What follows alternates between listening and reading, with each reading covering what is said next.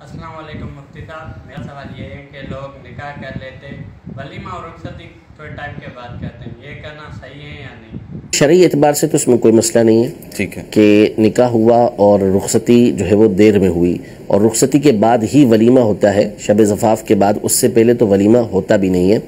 तो रुखसती ताख़िर के साथ की जा सकती है। हमारे असलाफ़ में से कई का, यानी खुद सैयदा आयशा रज़ियल्लाहु तआला अन्हा का नबी करीम सल्लल्लाहु अलैहि वसल्लम से जो निकाह हुआ तो उसमें रुखसती ताख़िर से हुई थी। यूं ही बीबी फ़ातिमा रज़ियल्लाहु तआला अन्हा का हज़रत अली रज़ियल्लाहु तआला अन्हु से जो निकाह हुआ वो निकाह के बाद रुखसती ताख़िर से हुई थी। तो वैसे इस ताख़िर में कोई मसला नहीं है कि ताख़िर के साथ निकाह किया, रुखसती की जाए। अलबत्ता यहाँ पर दो चीज़ें हैं, उसको जहन में रखना ज़रूरी है। नंबर एक ही कि जब निकाह हो जाता है तो अगरचे ये एक दूसरे के महरम बन चुके हैं, ठीक है, और गुफ्तगू वगैरह करते हैं तो शरअन अगरचे ये जायज़ है, लेकिन हमारे यहाँ उर्फ में बहुत सारी बिरादरियां हैं कि जहाँ ये नापसंद समझा जाता है।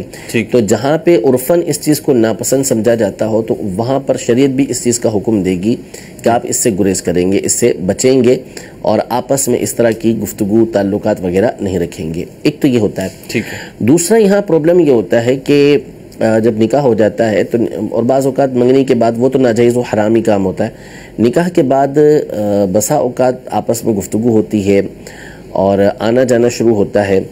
तो रुखसती से पहले बाज़ औक़ात आपस में कुछ ऐसी अनबन हो जाती है कि मामला जो है वो नाउज़ुबिल्लाह निकाह के ख़त्म करने तक पहुँच जाता है, बिगड़ जाता है, और फिर मसला जो है वो ख़राब हो जाता है। अब बसा औक़ात तो वो छोड़ देता है, बसा औक़ात वो लटका देता है, तो इस तरह के मामलात पेश आ जाते हैं। तो लिहाजा इसको पेश नज़र रखा जाए कि अगर इस तरह का मामला पेश आने का अंदेशा है तो फिर बेहतर यही है कि फ़ौरी तौर पर रुखसती कर दी जाए, इसमें ताख़ीर ना की जाए।